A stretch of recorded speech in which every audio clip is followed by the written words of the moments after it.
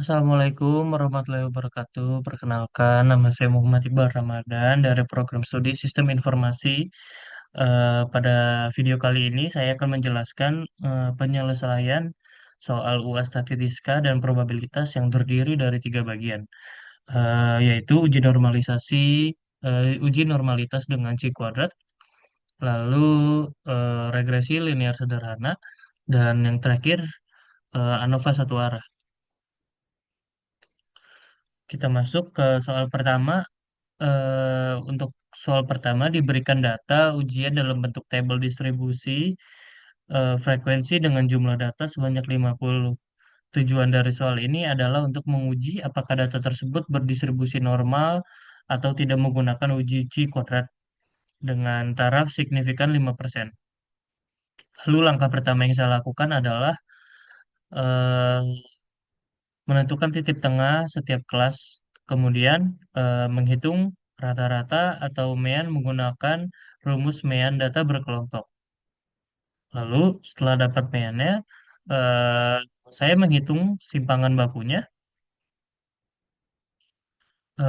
menggunakan rumus simpangan baku data berkelompok. Ini adalah rumusnya.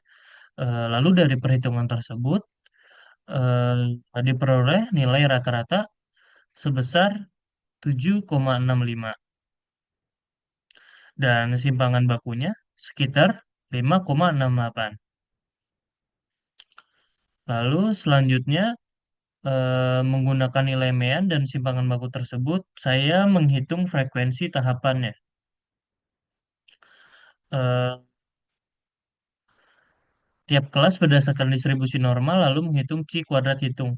Nilai C kuadrat kemudian dibandingkan dengan eh, C kuadrat table pada taraf signifikan 5%.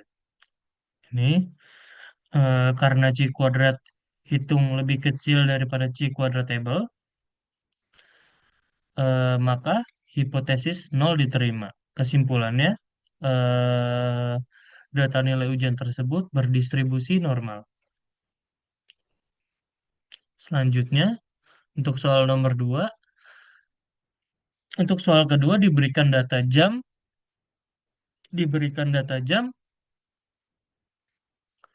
eh, data jam belajar sebagai variabel X, lalu data nilai sebagai variabel Y. Tujuan dari soal ini adalah untuk mencari persamaan regresi linear secara dalam bentuk Y sama dengan A plus BX, serta menentukan nilai A dan nilai B, dan memberikan interpretasinya. Lalu, langkah pertama, saya menghitung nilai-nilai yang dibutuhkan, yaitu nilai X dan jumlah Y, jumlah X kuadrat, dan jumlah hasil kali X dan Y.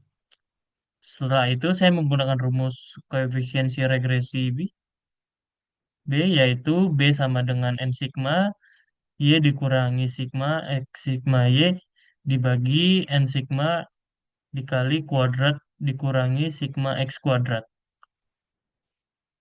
Lalu dari hasil perhitungan rumus tersebut, eh, saya memperoleh nilai B sekitar 7,44. Kemudian saya menghitung nilai A menggunakan rumus yang sama. Rumusnya A sama dengan sigma Y dikurangi B sigma dibagi dengan N. Oke. Eh, Hasilnya diperoleh sekitar 40,98.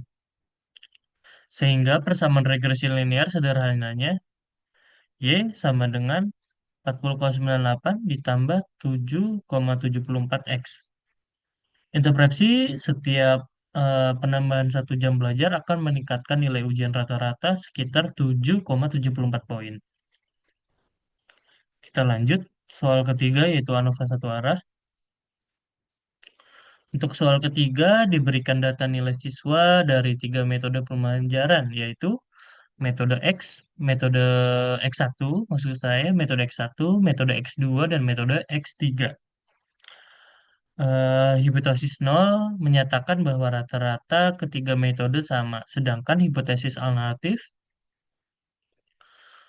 eh, menyatakan bahwa setidaknya ada satu metode yang memiliki rata-rata berbeda. Eh, Tujuan dari soal ini adalah untuk mengetahui apakah terdapat perbedaan presentasi siswa antara ketiga metode pembelajaran tersebut menggunakan alfa satu arah dengan taraf signifikan 5%. Lalu langkah pertama yang saya lakukan adalah saya menyusun hipotesisnya, kemudian saya menghitung rata-rata masing kelompok. Ini adalah rata-rata masing kelompok dari variasi dalam kelompok. Lalu eh, saya mencari eh, nilai F hitungnya. Nilai F hitung kemudian dibandingkan dengan F table pada taraf signifikan 5%. Lalu karena nilai F hitung lebih besar dari F table, maka hipotesis nol ditolak. Kesimpulannya, terdapat perbedaan presentasi siswa antara metode pembelajaran X1, X2, dan X3.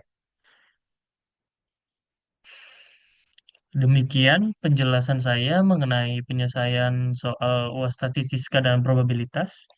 Mohon penjelasan ini dapat menunjukkan pemahaman saya terhadap materi yang dipelajari. Terima kasih banyak atas perhatiannya. Wassalamualaikum warahmatullahi wabarakatuh.